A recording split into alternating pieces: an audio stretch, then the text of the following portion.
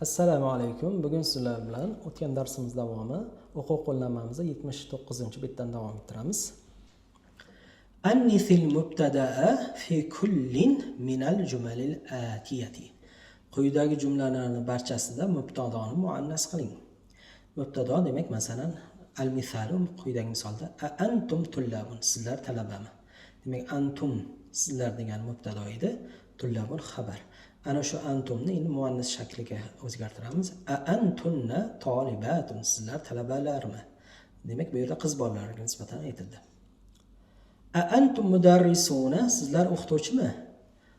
Antunna mudarrisatun, sizlar o'qituvchilarmi? Antum atibbau, sizlar shifokormi?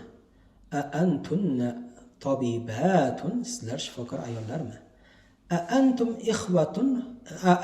ikhwatu Hamidin, sizlar Homidning aka ukalarimi? Antunna akhawatu Hamidin, sizlar Homidning opa singillarimi? Antum mushtahiduna, sizlar faol tirishqoqlarmi? Antunna mushtahidatun, sizlar o'sha tirishqoq faollarmi, qiz bolalarga? Antum a'mamu Mahmudin, sizlar Mahmudning amakilarimi?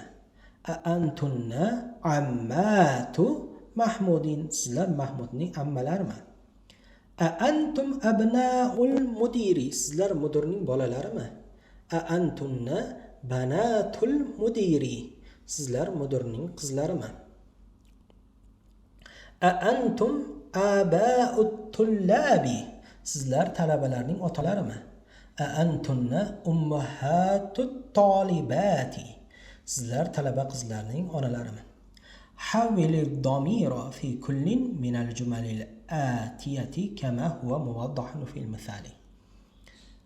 Quyidagi jumlalarning barchasida misolda ko'rinib turganidek zamirlarni o'zgartiring. Qani misolda qanday bo'lsa, zamirlarni o'shanday o'zgartiramiz.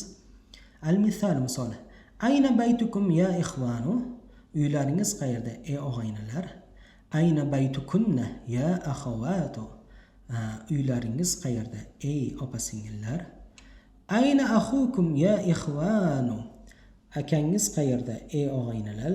Ayna ukhtukunna ya akhawatu, sizlarning opa singillaringiz qayerda ey dugonalar, ey opa singillar? Ayna madrasatukum ya ikhwanu, maktablaringiz qayerda ey og'aynilar?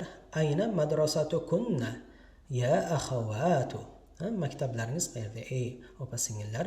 Mata ikhtibarukum ya ikhwanu, imtihonlaringiz qachon ey og'aynilar? Mata ikhtibarukunna ya akhawatu, imtihonlaringiz qachon ey opa singillar?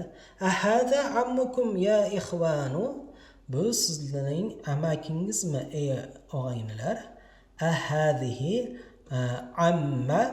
ammatukunna ya akhawatu, bu sizning ammangizmi ey opa singillar? Abaytukum qaribun ya ikhwanu, uylaringiz yaqinmi ey aka ukalar? Abaytukunna qaribun ya akhawatu, ey opa singillar, uylaringiz yaqinmi? Fi ayyi shahrin ikhtibarukum, sizlarning imtihonlaringiz qaysi oyda ya ikhvanu ey og'aynilar? Fi ayyi shahri ikhtibarukunna ya akhawatu, imtihonlaringiz qaysi oyda ey opa singillar? Demak, mana shu yergacha o'qiganlarimizni yaxshilab o'qib o'zlashtirib olamiz.